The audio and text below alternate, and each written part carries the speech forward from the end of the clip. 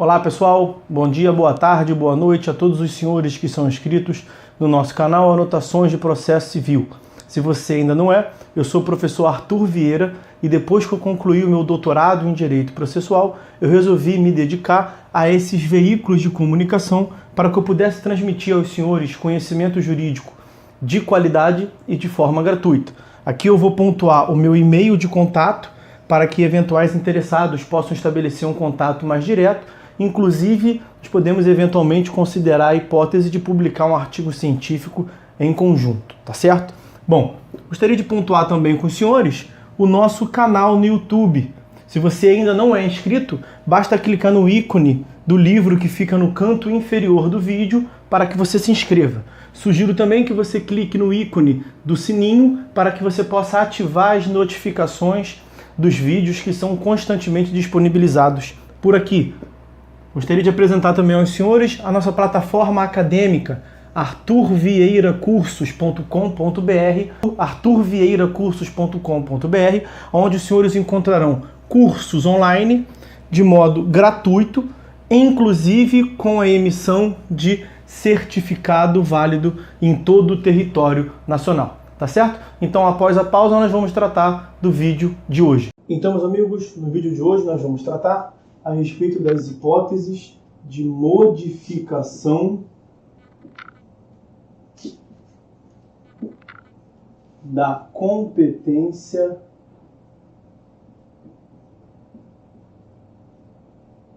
do juízo. Modificação da competência do juízo. E quais são, portanto, as hipóteses de modificação de competência do juízo? A primeira hipótese é a hipótese de eleição de foro. Eleição de foro. A segunda é a inércia da parte, mais propriamente a inércia do réu. A terceira é a conexão e a quarta é a continência. Veremos cada uma delas nos slides a seguir. Então, a primeira que eu quero tratar com os senhores é justamente a eleição de foro. A eleição de foro se dá por meio de uma cláusula. Daí que nós falamos em cláusula de eleição de foro. E ela vem regulamentada por meio do artigo 63. Vejam o que consta, portanto, do artigo 63 do CPC. As partes podem modificar a competência em razão do valor e do território, elegendo foro onde será proposta oriunda de direitos e obrigações. Primeira consideração é que se trata, portanto, de critério relativo de determinação da competência, em razão do valor e do território. Uma segunda consideração é que deve vir por meio de uma cláusula em um contrato.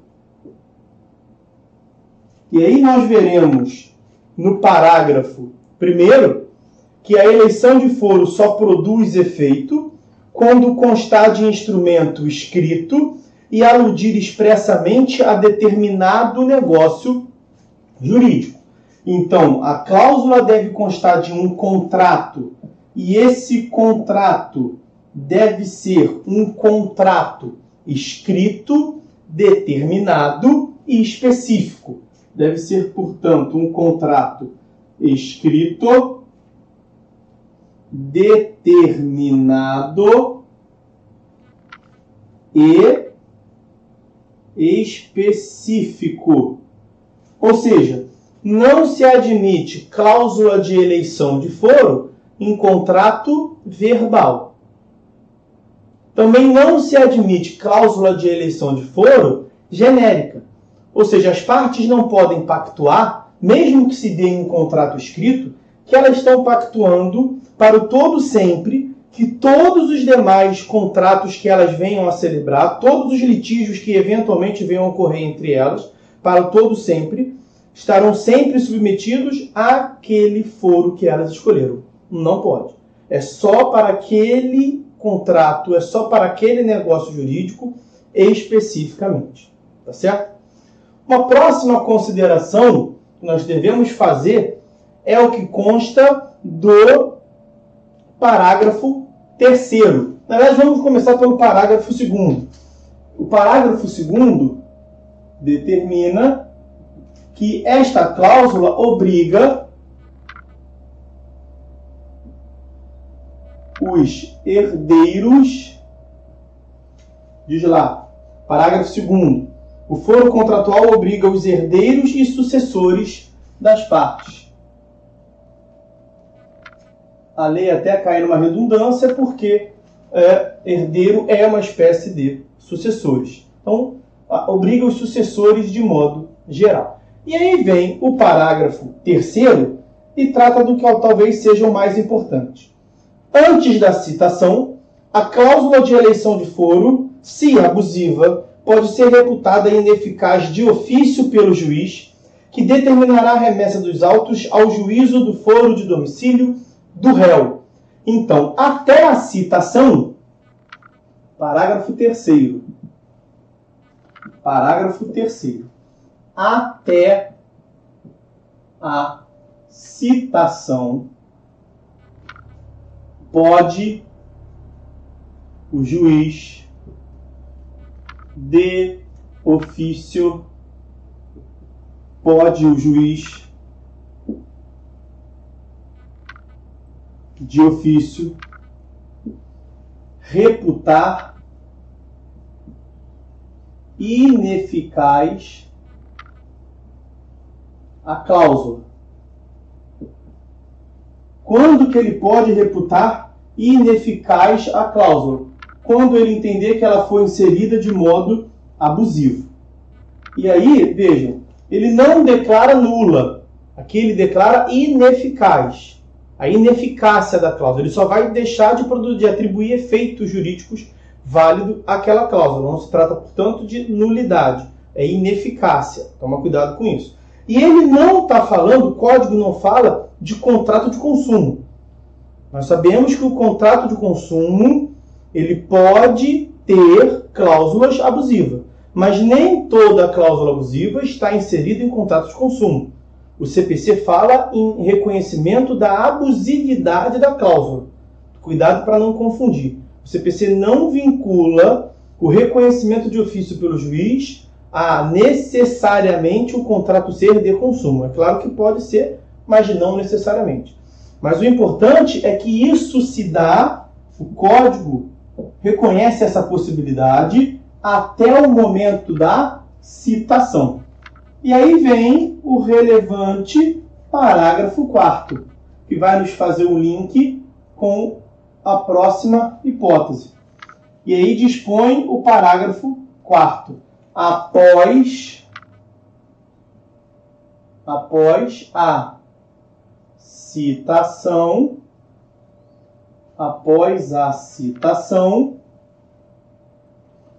o réu deve alegar. E como que ele alega? O réu alega em preliminar de contestação. O réu deve alegar em preliminar de contestação. Isso está no artigo 337, inciso 2º, o dever do réu de alegar em preliminar de contestação. Tá certo? Então, olha lá. Eleição de foro se dá por meio de uma cláusula nas hipóteses de competência relativa, critério relativo de fixação de competência, competência em razão do valor, em razão do território. Está no artigo 63. O contrato deve ser escrito, determinado e específico para certos negócios jurídicos. Parágrafo 3º reconhece a possibilidade do juiz, até o momento da citação, reconhecer de ofício a ineficácia da cláusula. Ele vai remeter, portanto, uma vez que o juízo reconheceu a ineficácia da cláusula que elege o seu foro, ele vai remeter ao juízo que ele repute o competente, já que ele está reconhecendo que aquela cláusula é ineficaz, ele, portanto, é o juízo incompetente. E o parágrafo 4º, uma vez que esteja superado o momento dele reconhecer, já que ele determinou a citação, ele não pode mais reconhecer. Então, se ele percebe que ele é o juízo territorialmente incompetente, ele poderia reconhecer a ineficácia? Poderia. Mas ele poderia fazer isso até a citação. Aí ele comeu mosca e determinou a citação do réu. Ele pode reconhecer de ofício a ineficácia da cláusula? Não mais. Ele poderia até a citação. Agora a batata quente passou para quem? Com quem está a bola? Agora está com o réu. O réu deve alegar na preliminar de contestação. E se o réu não alegar? Se o réu não alegar, meus amigos, se o réu não alegar, nós iremos para a próxima hipótese. E a próxima hipótese é a modificação da competência em razão da inércia do réu.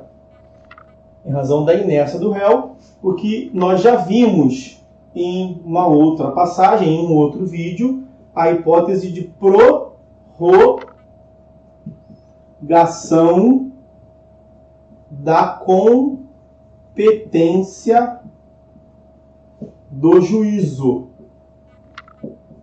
Então é o caso em que um juízo inicialmente incompetente passa a ser competente. Por quê? Porque a parte interessada, o réu, não alegou. O réu deveria alegar até a contestação, em preliminar de contestação, e não alegou. Aonde que está isso? No artigo 65.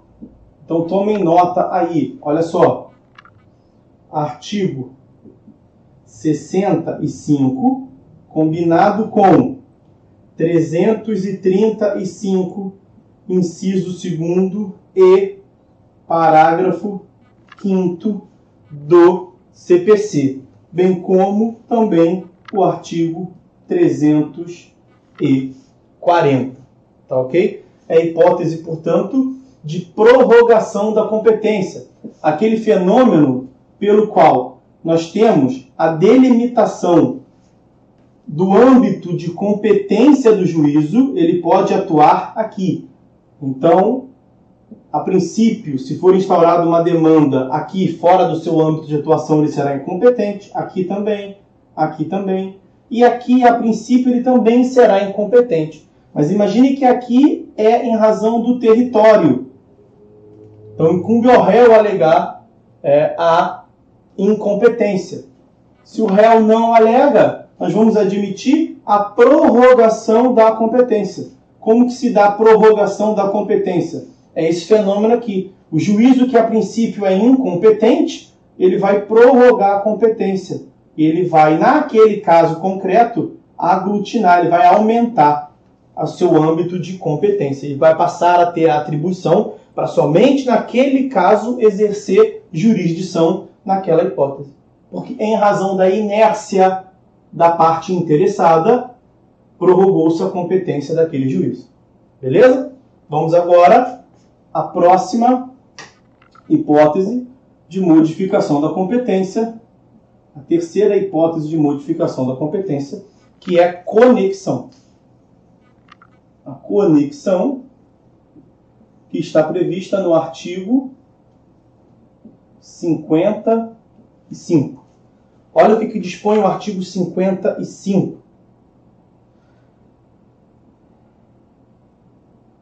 Reputam-se conexas duas ou mais ações quando lhes for comum o pedido ou a causa de pedir.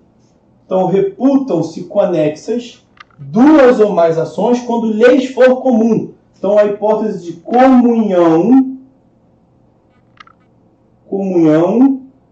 de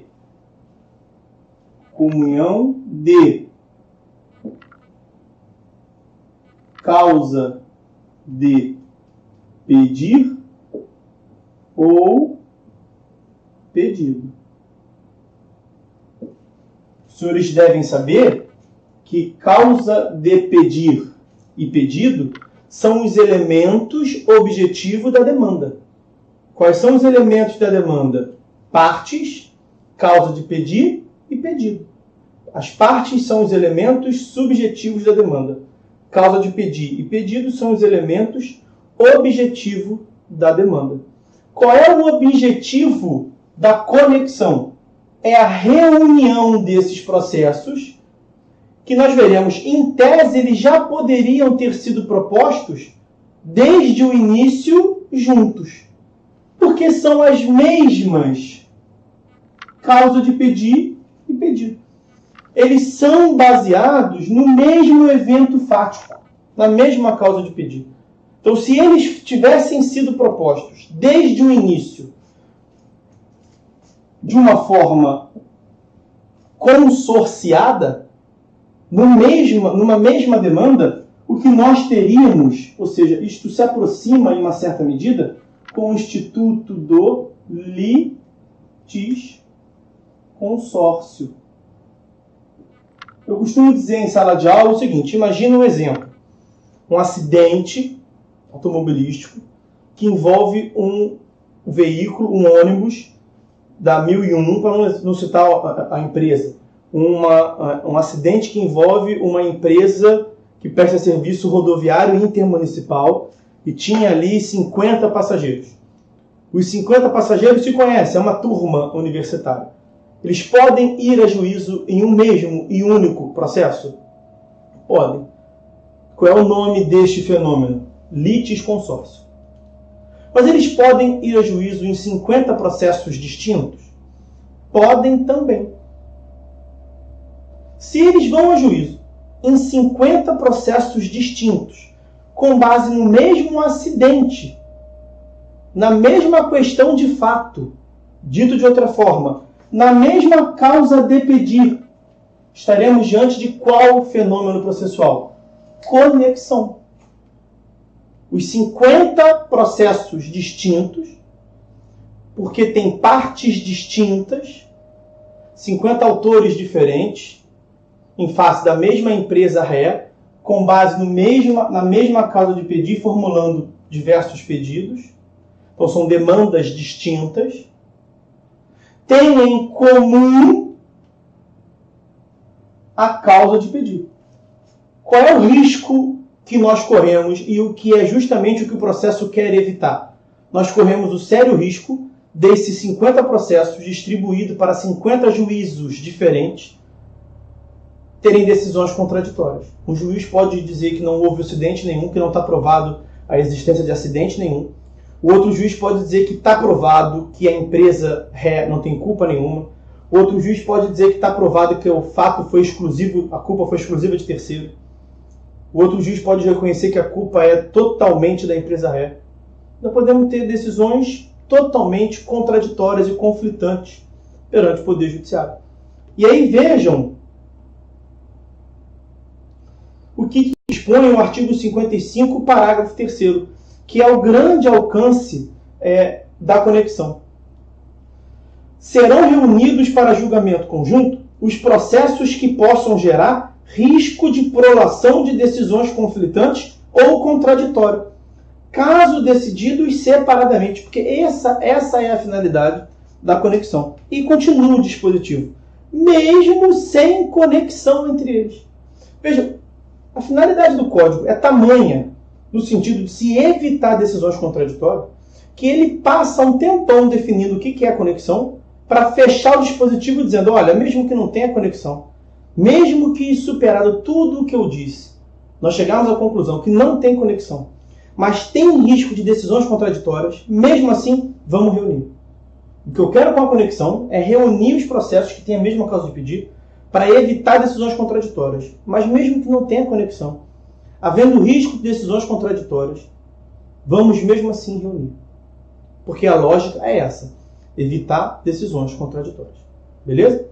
Se nós temos 50 processos com base na mesma causa de pedir, naquele acidente automobilístico, distribuídos cada um deles para juízos distintos, e ocorre o fenômeno da conexão, que como nós vimos e voltaremos a ver no próximo quadro, que eu vou colocar para os senhores, dar-se-á a reunião em um dos juízos, que se chama juízo prevento, Os outros processos que serão reunidos naquele juízo provento terão, obviamente, a modificação do juízo competente.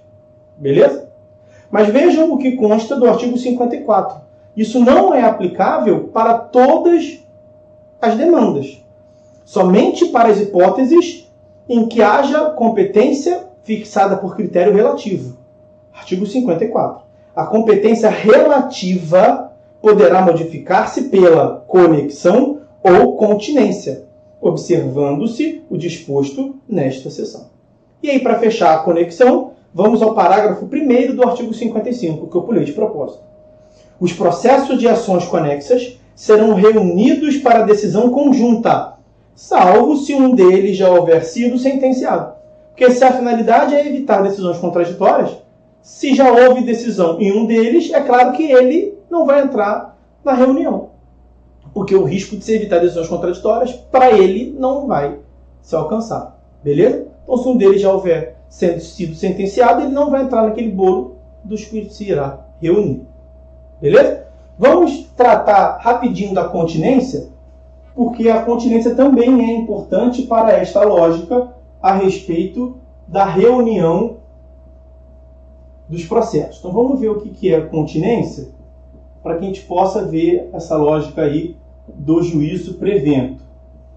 Bom, o que é continência? A continência está disciplinada no artigo 56. Então, continência está disciplinada no artigo 56. Não se assustem com a palavra.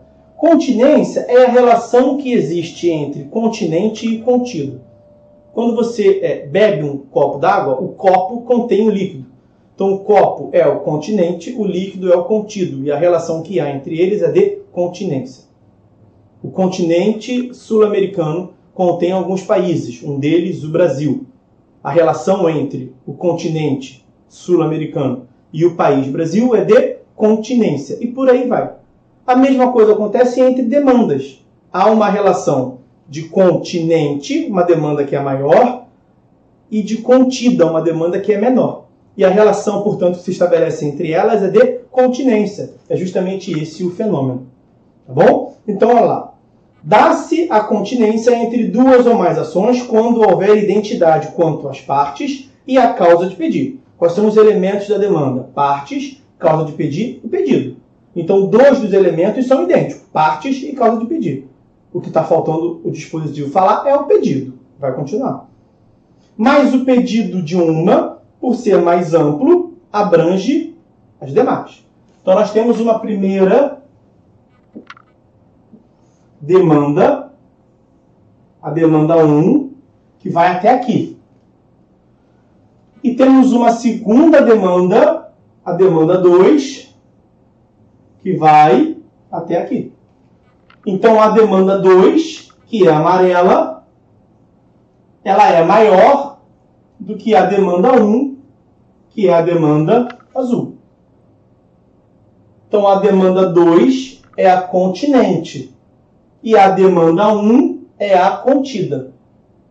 E a relação que existe entre elas é de continência. Simples assim. Qual é a consequência processual? Depende. Depende de qual foi proposta primeira. E aí nós temos que estudar isso. Olha só. Hipótese A. Primeira circunstância. Nós temos, em primeiro lugar, vou botar com o número. Em primeiro lugar, foi proposta a demanda 1, que é a demanda menor. E depois veio a ser proposta a demanda 2, que é a demanda maior. Então, em primeiro lugar, veio a demanda contida. E depois veio a demanda continente, que é a demanda maior. Olha o que dispõe a lei. Quando houver continência e a ação continente, que é a maior, tiver sido proposta anteriormente, no processo relativo à ação contida, será proferida sentença sem resolução de mérito. Caso contrário, as ações serão necessariamente reunidas. Essa hipótese aqui é o caso contrário. Então, as ações nessa hipótese serão reunidas. Segundo caso, que é como o dispositivo começou. Hipótese B. Em primeiro lugar, foi proposta a demanda B, que é amarela. A demanda continente, a maior. E depois foi proposta a demanda 1, que é a menor. Primeiro o camarada propôs a demanda maior. Depois ele propôs a demanda menor. O que fazer com a demanda menor? Como ela já está inserida na maior, a consequência será a extinção da demanda menor. Por exemplo, imagine que na demanda menor, ele formulou o pedido de dano material. E na demanda amarela, ele formulou o pedido de dano material mais dano moral. Então, na hipótese A, ele entrou primeiro com o pedido de dano material, demanda 1. Depois ele entrou com o pedido de dano material mais dano moral. Então, a demanda 2 traz algo novo. Você vai reunir para julgar as duas juntas. Porque a demanda 2 tem utilidade. Na hipótese B, ele entrou primeiro com a demanda maior, já pedindo dano material e dano moral. Depois ele ajuizou uma outra demanda. Mesmas partes, mesma causa de pedir, e formulou só dano material. Só que ele já tinha formulado dano material antes. O que fazer com a demanda menor? Extinguir. A pergunta que se faz agora é a seguinte: o que leva um sujeito a fazer isso? Não tem muita utilidade prática, não. Só tem que saber, porque pode ser cobrada em eventual concurso. Beleza? Bom, o que eu quero tratar agora com os senhores, é o que falta para encerrar o vídeo, é o que se trata no artigo 58. A reunião das ações propostas em separado, seja na conexão ou na continência, a reunião das ações propostas em separado far-se-á no juízo prevento, onde serão decididas simultaneamente. Então, o artigo 58 fala em juízo prevento. O que acontece no juízo prevento? É onde acontece a reunião, juízo prevento, é onde se dá a reunião dos processos separados. Reunião dos processos separados. Ok?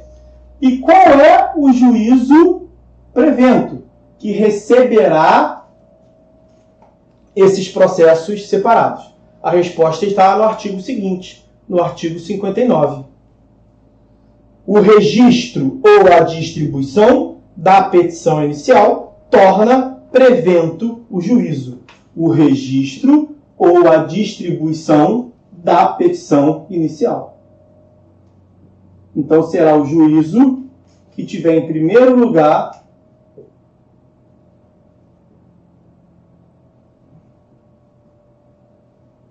promovido o registro ou distribuição da petição inicial. Dei uma lida lá com calma nos artigos 58 e 59, combinado com 240 do CPC.